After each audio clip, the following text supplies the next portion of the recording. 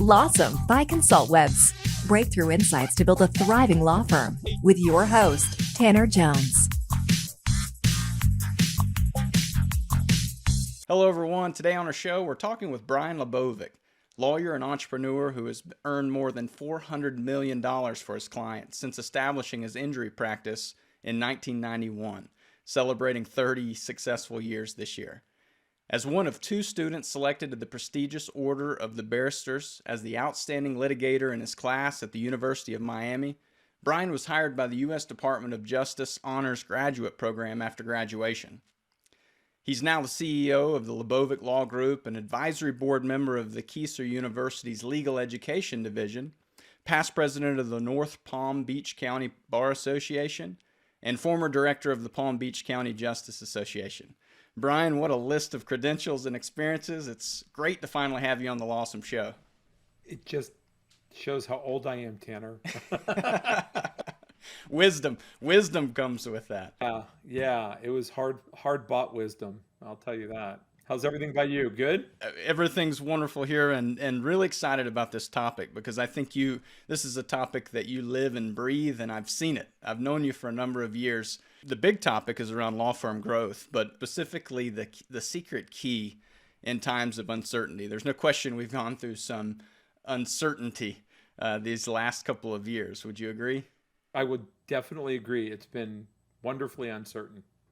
And I think that's true really for any business. I mean, there seems to always be some level of uncertainty, but these times have felt especially tough. So what would you share as the biggest lesson that you've learned from running your law practice during this pandemic season? I started my law practice 1991, late 1991 in October, and I've seen a lot of things happen in the world, right? I saw 9/11 happen. I saw, the economic downturn of the late 90s, 2007, 8, 9, 10 era, and I've seen a pandemic come through. And so I've had my practice live through a number of things.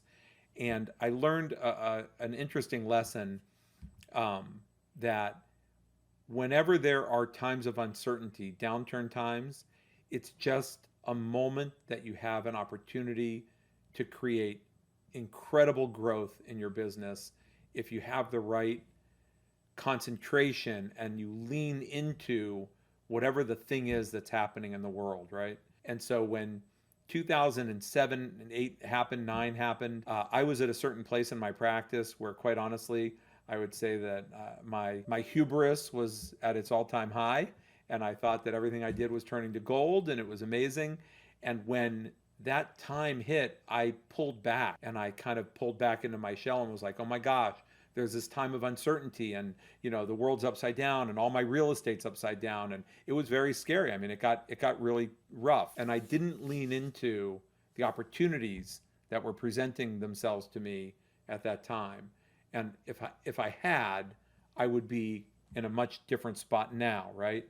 I wouldn't have learned, but luckily I did learn. So when this pandemic hit, I leaned into what I felt were the things that would work for us, and they worked out really well for us. And we've had incredible growth through the pandemic because we leaned into the opportunities that were available. And I think, a lot of listeners hopefully can relate. A lot of listeners are just simply kind of licking their wounds, if you will, like, maybe like you were in the first experience you went through. That has allowed you to kind of see the positive in those situations now? That's a great question. There's another guy who does, podcasts that I hear talk a lot, and he calls himself, I never had heard this term before, hypomanic, because he says, he's like manic up and down, but there are people in the world that are just always up, like they don't really, like they can be very, very up, or they can be kind of up, but they're never like really depressed or down. And I think that I'm very blessed to be that type of a person.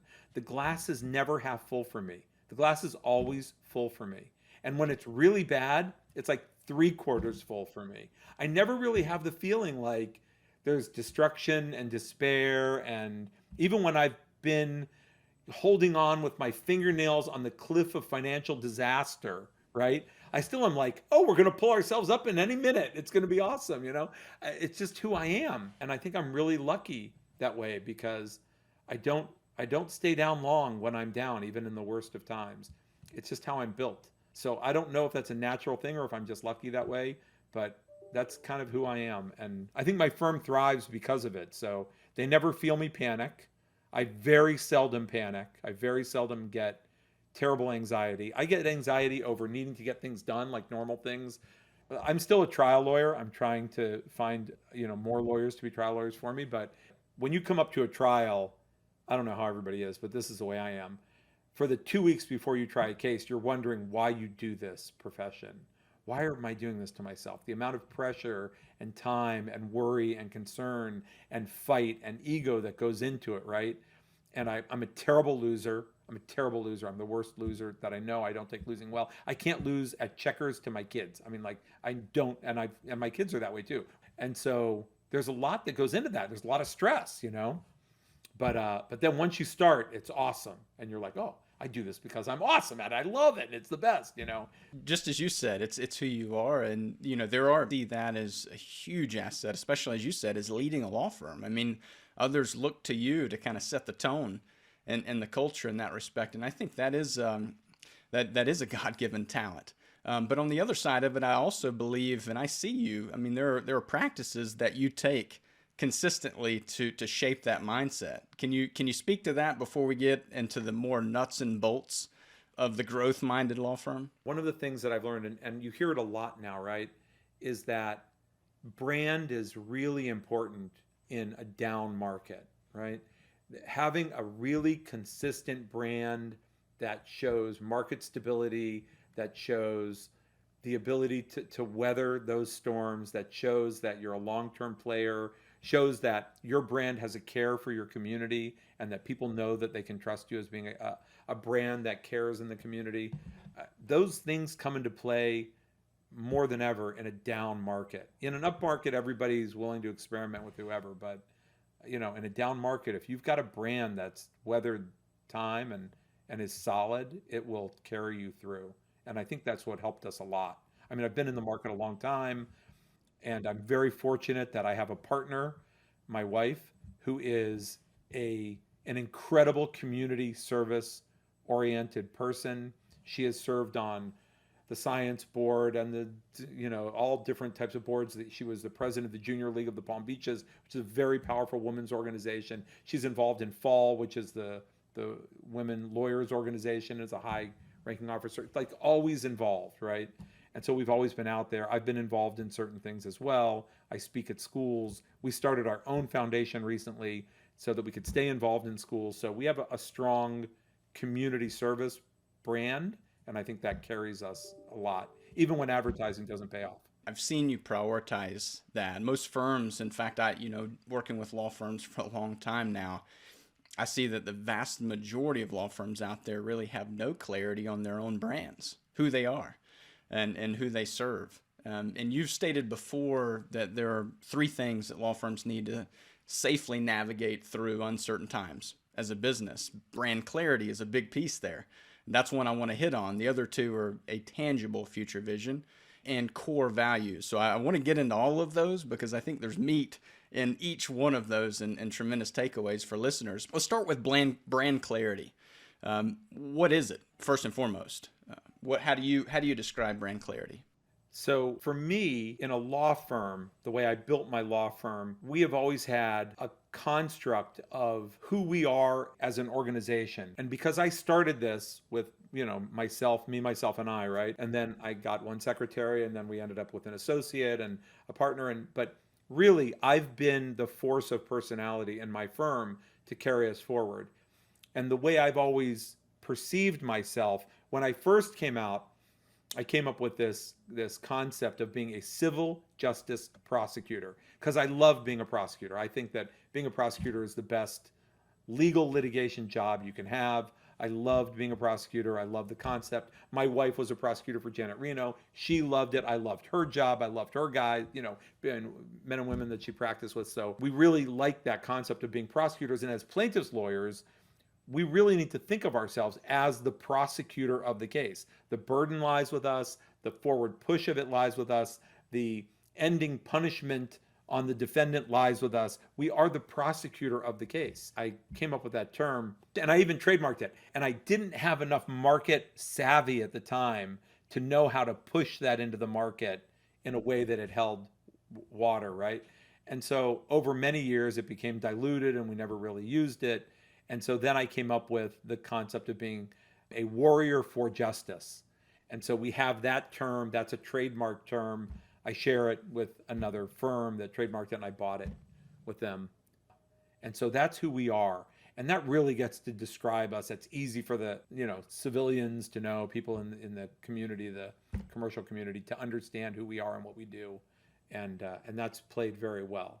So having that clarity of who you are, and it comes from me. It comes from me knowing that I want to be a prosecutor, knowing that's my turn on, right? Knowing that when I was a kid, I learned how to stand up to bullies, and then I enjoyed doing that. Like once I knew I could do it and it wasn't going to kill me to do that and get into a fight, I was all out to find like times that I could fight back to a bully. Like that became the thing, right?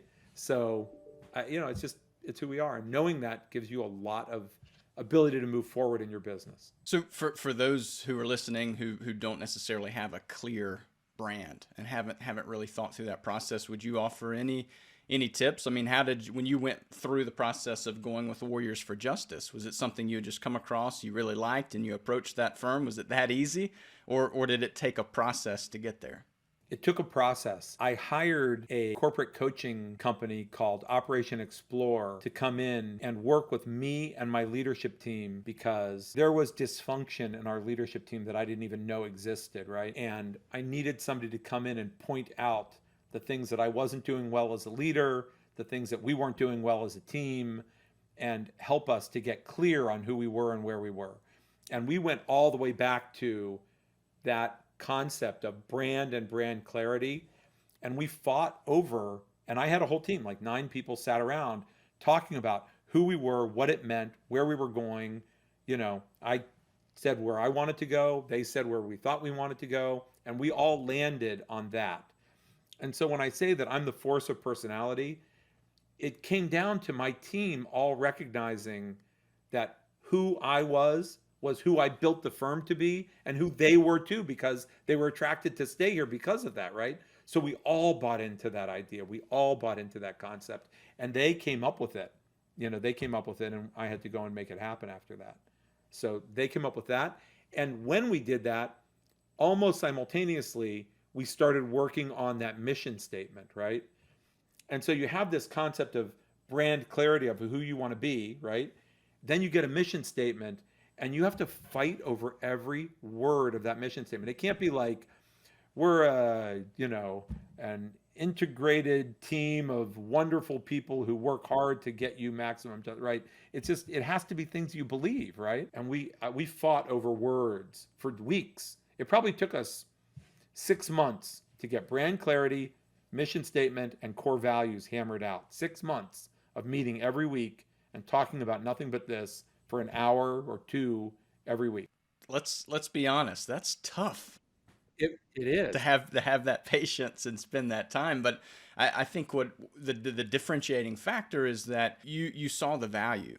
You were willing to invest the time. And my personal belief is that most attorneys, most business owners don't take time to go through that detailed process because they don't truly understand the end result. You're right. And because lawyers are very hard value people, right? They want to know, like, if I put $500 in, am I getting $2,500 back? Like, what am I doing? This is different. It's a deeper, soft skill value, but the minute that you get there, right? So especially if you're on a team and you get brand clarity and you hammer out a mission statement that you all believe in, and you can ask anybody in my firm, what's our mission? Anybody.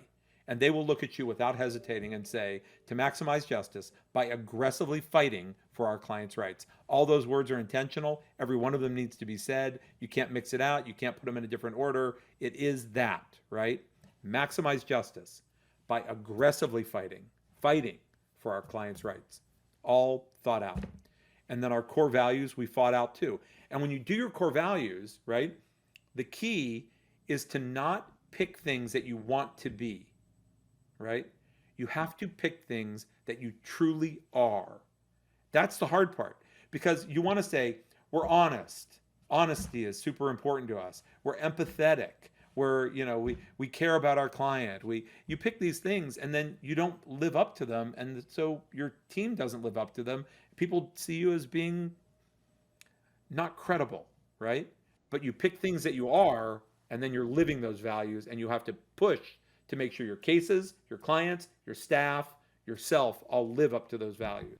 That's a really good challenge for those listening, because a lot of firms will just see this as just another checkbox to check, to mark, and move on. Throw it up on the website. We're talking about the mission statement in particular. Throw it up on the website and move away from it.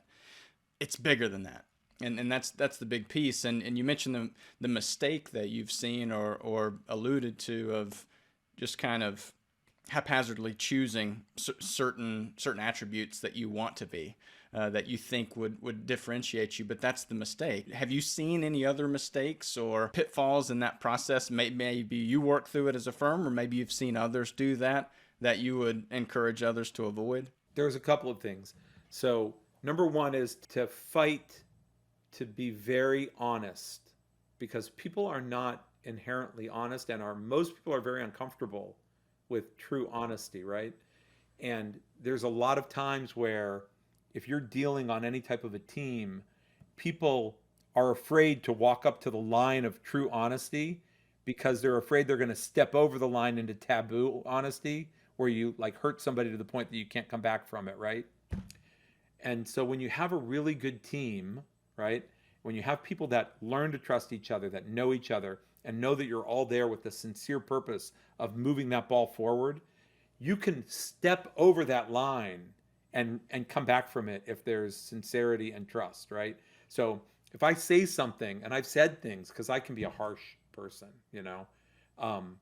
which are harsh and difficult for people, and we've come back from it and been okay, and we've taken people off the leadership team, which is incredibly hard to do. So you have this leadership team of 9 people, and eventually people in that leadership team look at one person, one guy, and say, the way you act, the way you behave, the way you are just as a person, you don't really deserve to be on our leadership team. You need to go back to just be a regular worker bee in the company, right? And if that person meets our needs as an ideal team player, which is we hold everybody up to that ideal, then they need to go back and do that and not be a negative force in the firm. And when you can start doing things like that, you've got a really, really good team, and you've got a team that buys in. And the second you have that, that is rocket fuel. And your business, your firm will jettison forward, and you will start doing more business than you ever thought you could. Let's move into vision. Because once you have brand clarity, I believe you have the foundation at that point to really start going forward and looking forward. And we've talked about this season of uncertainty, and that's we know if anything's inevitable, it's uncertain times. We're going to have seasons of that in the future. Any business is going to face that. And now you've ran a successful business for 30 years, and congratulations, by the way. It's an incredible accomplishment. In those 30 years, when did you realize that having a clear vision was important, and what have you in turn experienced as the key benefits from that? So there's a lot of books on vision out there that I've looked at and read, right? But 2 things were very interesting to me. The first is that in Gino Wickman's book Traction, this EOS, Entrepreneur Operating System, right? That's one of the many systems that you can run your firm under. Vern Harnish, Scaling Up, is another one, and you can run your meetings by Robert's Rules of Order if you want, or you can do a level 10 meeting. You can do whatever you want. So you just have to have a system. But there are people in the world, right, who just, whatever the circumstances, they see a future vision. They see 100,000 feet above the earth, and they see the world in a way that these business models, these opportunities hit them daily, right? Like daily you could come up with a business model. And 9 out of 10 are crazy, silly things that wouldn't work. but 1 out of 10 works, right? And so your team has to figure out who on the team is a real visionary and will continue to come up with like ways of making money and do that, and creativity and the bigger picture and the future vision. And then you have to let that person be the visionary, and then you have to find people underneath him or her to support those visions. So you have somebody that dreams up a castle in the sky, and somebody that lays really good bricks, and some really good mid-managers to make sure that the bricks all add up to do that. And if you've got a good visionary, he lets everybody that's laying bricks know what those bricks are going to turn into so that they can be excited about it, and to make the mission part of who the character is of that person. So the story that's told in the Lencioni books is always about, if you're a bricklayer, right, and you're laying bricks to make a wall, and somebody comes up and says, what are you doing? And you say, I'm laying bricks to make a wall. You're going to lay bricks in a certain way, right? But if you know you're building a really important building, and you're like, oh, I'm making bricks because we're going to build this really important building, you may lay them a little bit better, right? But if you know you're laying bricks to build the most important cathedral to the Lord that you believe in, and you're building a cathedral to your Lord, your job is going to be really important to you, and you're going to lay great bricks, and that wall is going to be amazing, right? And that's the visionary's job, to get down into the organization so that everybody's on board with that mission, and they believe in the bigger vision of where you're going. And that's when the vision of an organization has to come down to that visionary being able to articulate that in a form that distills it down into the organization and distills it out into the world eventually, right? Through whatever your marketing, advertising, referrals, etc. And there's a really good book called Vivid Vision by Cameron Herold that will take someone who's a visionary and give them the tools that they need to articulate that vision into a written form, and then even gives them some professionals that you can go to put it into a really nice written form for your whole team to look at. And we have a really, really sharp, amazing, vivid vision, but it was really just what I wanted to do, and I hadn't articulated it well. I didn't know how important it was for everybody to see it. So it wasn't until about 3 years ago that I knew that. You have several great takeaways there, but the big thing that you're saying there is that all too often it's trapped inside your own mind as the business owner. But that's the big piece, is allowing everyone to row in that same direction. I know this may be tough, but looking back over the 30 years, looking back, it's always a little more easier to see with clarity. But what's one thing that you may have done differently with respect to vision, or whether it's casting vision or whether it's planning for vision, anything that you would do differently if you started all over? I have a couple things that I would do differently, I'm sure. One of the things that I would do differently is I would have recognized my disability in not being able, in too quickly looking at the next cool thing to do, and looking at that bright, shiny toy and being like, oh my God, here's a great business idea, and doing it, right? And I have that in my mission statement, my vision. I've got a core value. We've got forward progress. And I don't allow myself any longer to be distracted by, oh my God, right now, bankruptcies are so cool. We're going to make a lot of money in bankruptcy. Let's bring a bankruptcy lawyer on, that's not in my mission, right?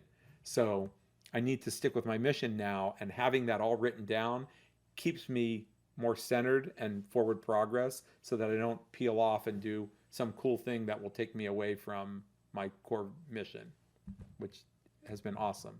So that's been my biggest mistake, in my opinion. I've also made some personnel mistakes. The good fortune that I've had, I've run into some really, really good people that could have been really good partners to work with. And I've let some of those people slip through my fingers and my business fingers through ego. And I've held on to some people that I never should have held on to for way longer than I should have held on to them. And they've cost me a lot in terms of time, money, aggravation, value, just not people that fit who we were, what we were. And since I got those people off my team, things have been way better for me. I'm curious to pivot a moment, because I want to go down that angle for a moment with respect to ego, because I think there are a lot of things that often get in the way of lawyers, their success in operating a successful business. delegating could be one, maybe struggling with outsourcing, what to outsource, what to bring in-house. Efficient systems, you've spoken to the power of a system. Just having a system guides team members. There's the concept of marketing, when to invest in marketing, when to stay out, and then ego. So I've just rattled off several there, but from your experience, Brian, what have you seen as one of the key things lawyers or even you have struggled with? And maybe that is elaborating more on the ego, but specifically, what advice would you offer to our listeners in that respect? So I struggle with those two things, right?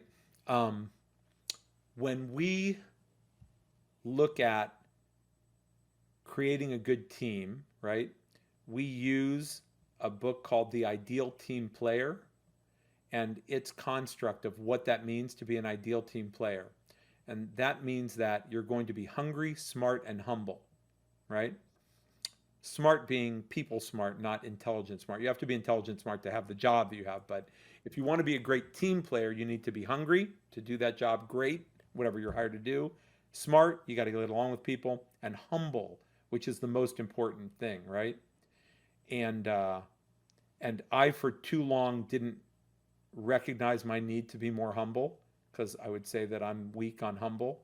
And one of the interesting things is that I think I'm smart enough that I can trick people into thinking I'm humble.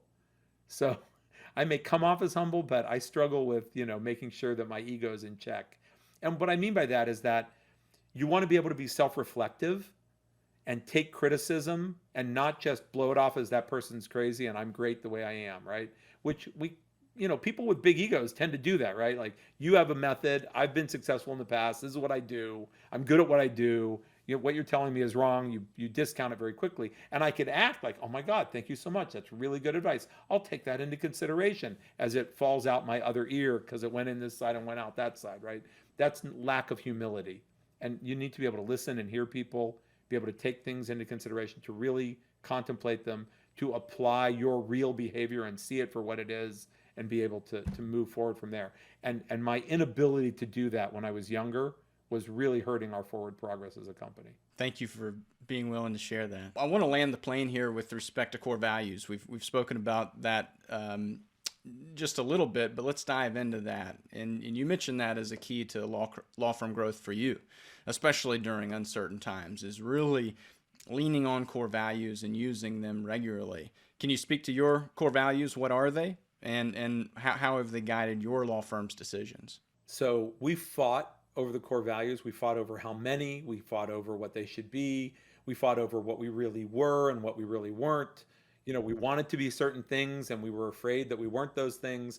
So we landed on 4. And the 4 that we landed are, the first one that everybody came to very quickly is fight to win, right?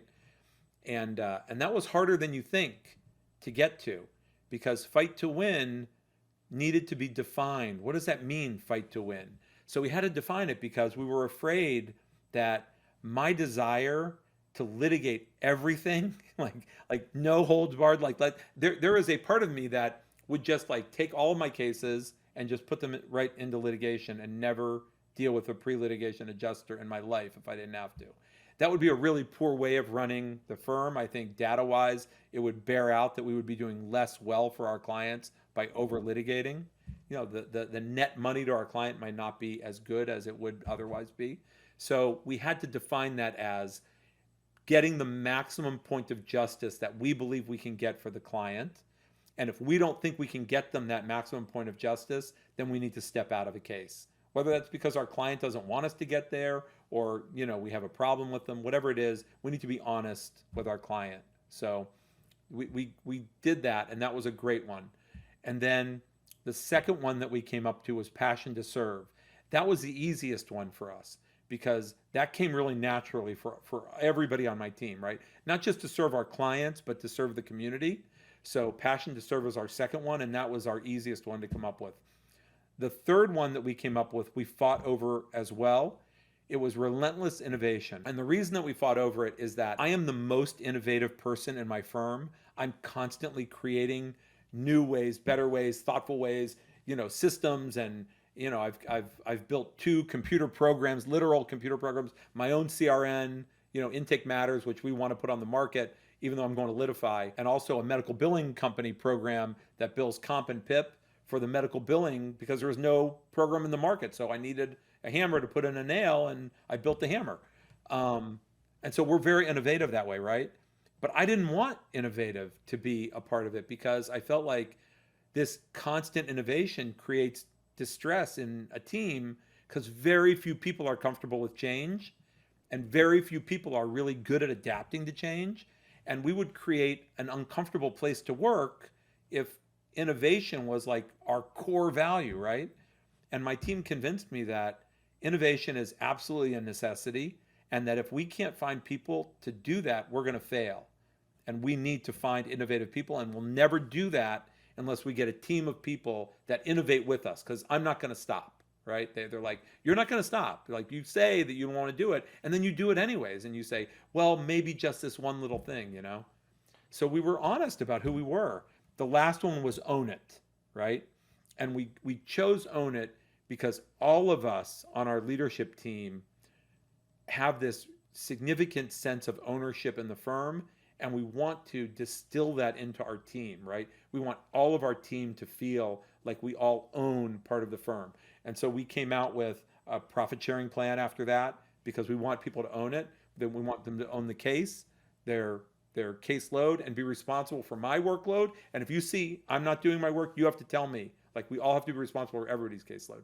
So we have a real significant own it team type thing. And that came from the leadership group feeling ownership in the firm and wanting to distill that down.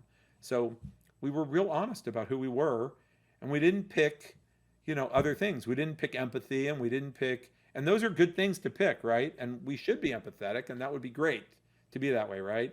But we could have picked humor because humor is wonderful, right? It works for Southwest having that as a core value, but it's not who we are, like I'm a nice person, but I'm not a soft, fluffy person. I've got an advertiser in my market who's like, love me, I'm the lovey guy. You love us. We try to do good by you, right? That's not my business motif. I'm like, I fight for you. I'm a boxer and I'm a fighter and my ads are dark and I'm hitting a bag and I'm sweaty.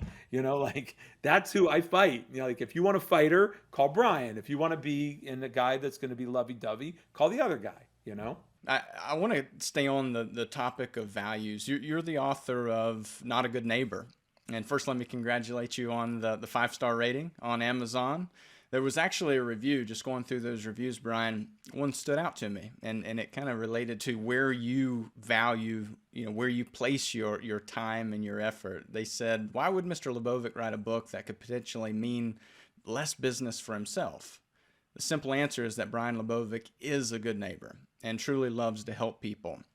And I thought that captured that concept so well of just committing to who you are and owning it and making sure that your brand is clear in that respect, making sure you have the mission statement to guide you in your business decisions and your leadership, as well as the core values. You've taken time and effort to do that, and you've reaped the benefits from doing that. How can listeners who are hearing this, and hopefully they've had some ideas with respect to their business and how they may be able to begin applying this in their own leadership, how can they walk through that process, get the core values in place? You've talked through that, but the bigger piece is then how do you encourage it? How do you set a culture that's committed to it? And you've hit on that a little bit with respect to getting your core leaders involved early, which is something that I found is important.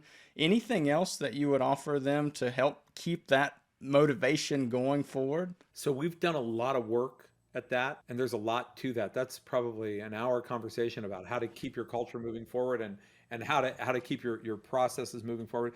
But number one, I think creating and documenting those core values and pushing them down in repeated, over-repeated, twice over-repeated, messaging down to people about who you are and what you do.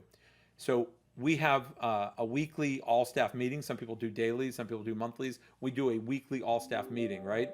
I do a weekly team leader meeting, right? I do a weekly one-on-one meeting with my team leaders. My team leaders do weekly team leaders with their division. So the divisional directors do that, right? Every single one of those meetings starts with what you heard me say at the beginning of this. I ask one question. Everybody does this. Who are we? Everybody comes back. Warriors for justice. What is our mission? To maximize justice by aggressively fighting for our clients' rights. And what are our core values? Relentless innovation, fight to win, passion to serve, own it. Every single meeting starts that way, right? Repetition. This is who we are, right? Once you do that, you then have to behavioralize it. In other words, you have to point out to people what behaviors fit those core values, right?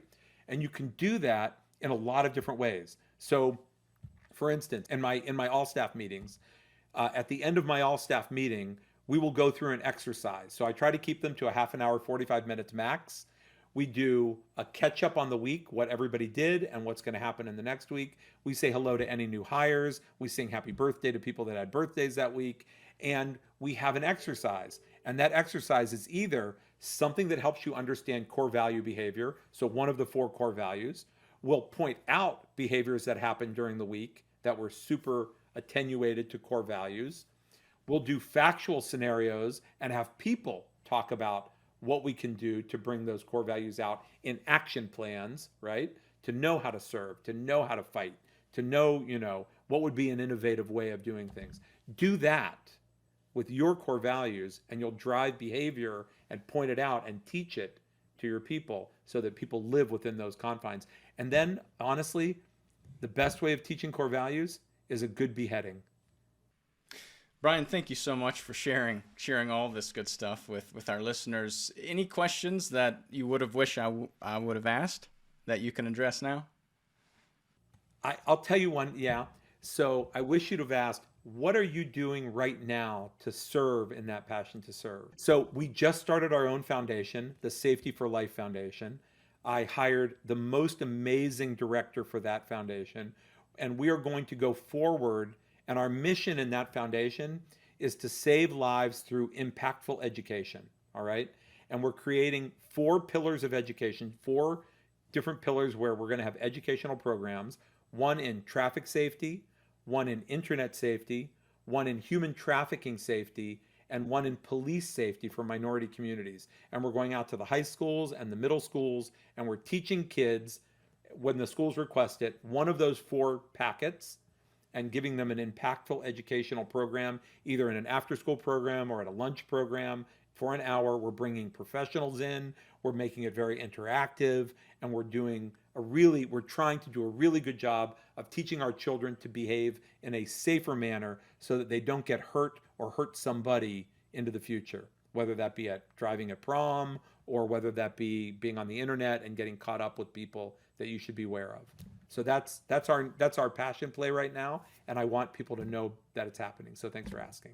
Absolutely, and my best to you in that endeavor. I have no doubt it'll be successful and impact a lot of people. So I love hearing that. What's the best way for listeners to reach out to you if they're interested in contacting you, Brian? I'm super easy. If you type my name into the internet, you will come up with 9,000 ways to get me. I have my email address is my name, Brian, Brian, at my last name, LaBovick.com. So Brian at LaBovick.com. You could do Brian at BrianLaBovick.com. You can do LaBovick at Yahoo.com. I mean, you type my name in, you're going to get me. It's not a problem. Good. Brian, thanks again for the time. Thank you, Tanner. It was awesome.